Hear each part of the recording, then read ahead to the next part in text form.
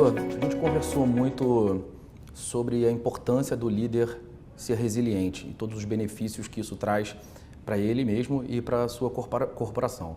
Quais são os passos, na verdade, qual é o primeiro passo para que uma pessoa se torne resiliente? The first step, I think, to becoming resilient is following one of the sayings of the old Japanese warlord Sun Tzu. He said, above all things, know yourself. So the first step in becoming resilient is knowing your strengths and know what your natural weaknesses are. So you're taking almost a survey of yourself. What am I good at? What comes easily to me? What are the things that I don't do well? What are the things that are very hard for me? What are the things I don't like? Once you've identified the most relevant strengths and the most relevant weaknesses, my advice, and based on 43 years of experience, is strengthen your strengths and minimize the exposure to your weaknesses. Now that's very different than what most people have heard. Most people have heard, know what your strengths are, know what your weaknesses are, and build your weaknesses into strengths. Spend a lot of time and effort building up your weaknesses. And what I would say to that is, that's pretty much a waste of time. It's a waste of energy. Or at least, if the word waste is too strong, then I'll say it's a poor allocation of energy. You should be taking your energy, your time and effort, and taking your natural strengths and making them even stronger. Because no matter how hard you try, if it is indeed a natural weakness, the best you're going to be able to do is pull it up some, but it'll never be as strong as one of your natural strengths. So what may end up happening is you are kind of good at one thing and not so bad at the other. How about this?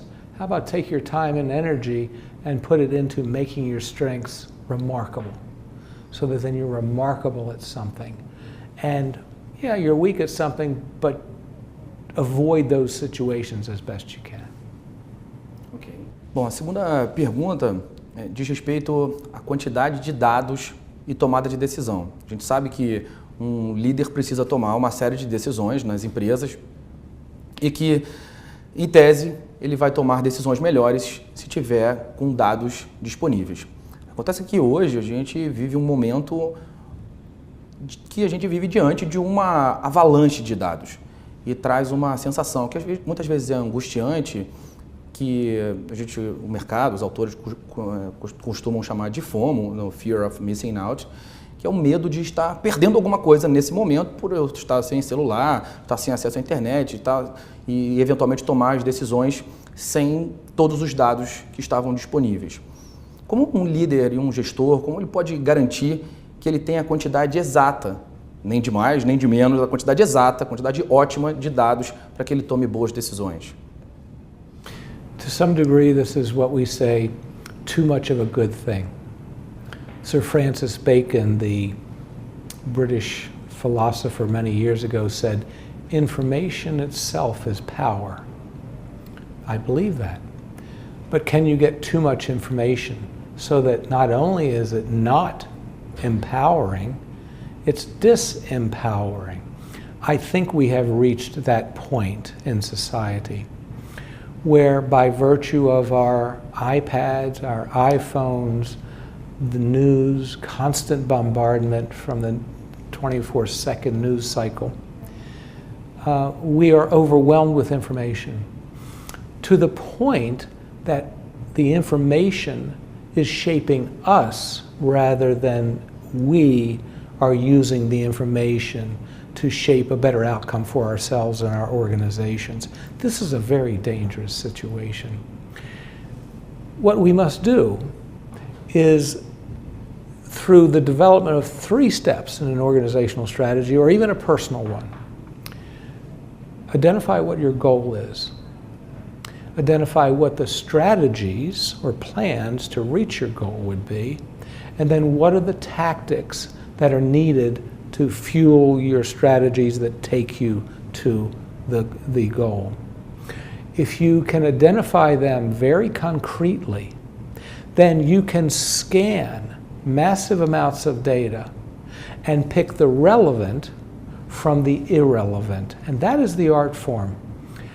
If you don't know where you're going, what your goal is, and if you don't know how you're getting there, there's a saying, chances are you'll end up someplace else. And that's what will definitely happen if you're deluged with information. Because then the information is in control, not you. It's not supposed to be that way. The information is supposed to be a tool for you.